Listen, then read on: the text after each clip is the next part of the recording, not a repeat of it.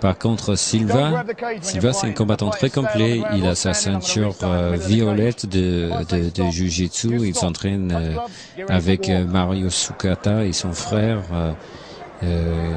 Il est agressif. Forcément, il a du punch quand on a 136 kilos. Avec le poids du corps, ça donne du punch. Hein. Maintenant, la question qu'on peut toujours se poser avec des gabarits comme cela, c'est la vitesse à laquelle ils peuvent aller. Je sais que des fois, on a des surprises. Il y a des gros gabarits qui bougent extrêmement vite, qui sont extrêmement mobiles, extrêmement explosifs. Connaissant Anthony Silva un peu, je crois que vous allez être surpris pour son poids, pour ses 136 kilos encore. Il bouge bien. Il bouge très bien, mais on voit il est plutôt sec pour une personne de sa taille et de son poids. C'est clair qu'il n'y a pas beaucoup de gras sur ses 136 kilos, ce qui n'est pas forcément le cas chez son adversaire. On voit, il chasse, il est agressif, il bouge bien, il envoie bien ses points. Et il a démarré sur les chapeaux de roue. C'est certain que c'est un combattant redoutable.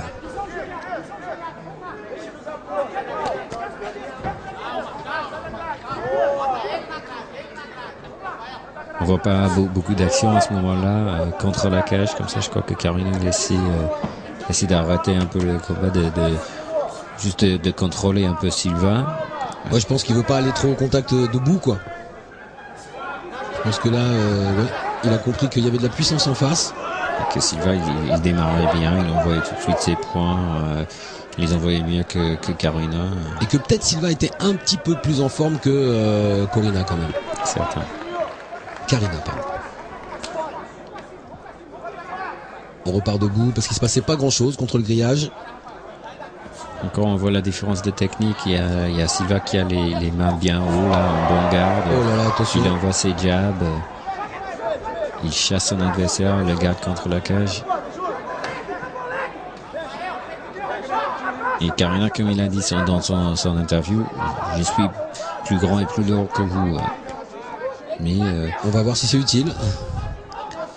Parce que c'est bien d'être plus grand, c'est bien d'être plus lourd, mais il faut pouvoir le bouger tout ce poids. Faut alimenter les muscles en oxygène. Après, il faut avoir cette technique et être plus lourd. C'est pas toujours un avantage au niveau du cardio. C'est clair, on l'a vu 1000 fois avec des gens comme Royce Gracie. On se souvient d'un combat Gracie-Kimo, moi, qui est dans ma mémoire encore aujourd'hui. Et c'est clair qu'avec quelques kilos de moins, Kimo aurait eu plus de cardio, aurait été plus mobile. Royce Gracie qui avait que ses 80 kilos là, mais un cardio de fou, un combattant qui se fatiguait jamais. Incroyable.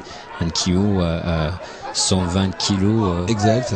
Plein de muscles, mais qui était essoufflé à la fin et qui avait perdu des cheveux aussi.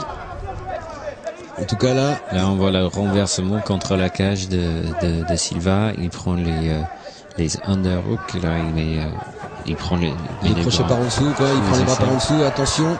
Ça veut dire qu'il est clairement passé au contrôle. Certain. Tout de suite, Carino, il essaie de dégager. Oh là là, ça va vite, il peut pas faire grand chose pour l'instant. Il est sans pitié, ce Silva. C'est incroyable.